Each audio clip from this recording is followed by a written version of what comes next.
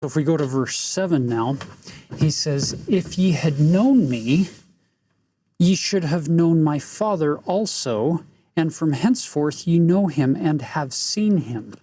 So he's now saying, look, if you really know me, then you're going to know my Father. Look at verse 8. "Philip saith unto him, Lord, show us the Father, and it sufficeth us. And Jesus saith unto him, Have I been so long time with you, and yet hast thou not known me, Philip? He that hath seen me hath seen the Father. And how sayest thou then, Show us the Father?"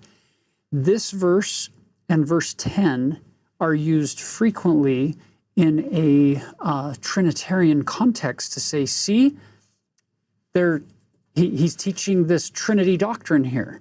Look at verse 10. "Believest thou not that I am in the Father, and the Father in me? And the words that I speak unto you, I speak not of myself, but the Father that dwelleth in me, he doeth the works."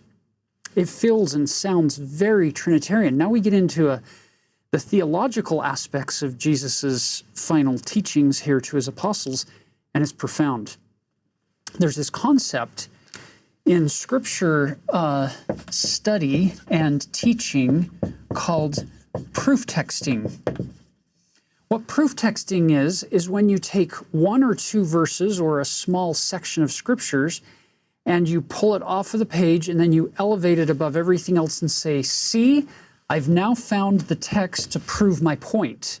I'm right, and you're proving that point using an isolated set of teachings. And we have to be careful because this doesn't just happen with Scriptures. It can also happen with words of the living prophets. It would be very easy to take a sentence or a phrase or one talk and pull it out of all of the other talks and all of the other teachings that have come to us from our inspired leaders, and then exalt that one teaching above all the rest and say, okay, see, here's my point, it's proved. And we end up playing doctrinal chess, if we're not careful, in Bible bashing or in arguments over doctrine, because we're proof texting.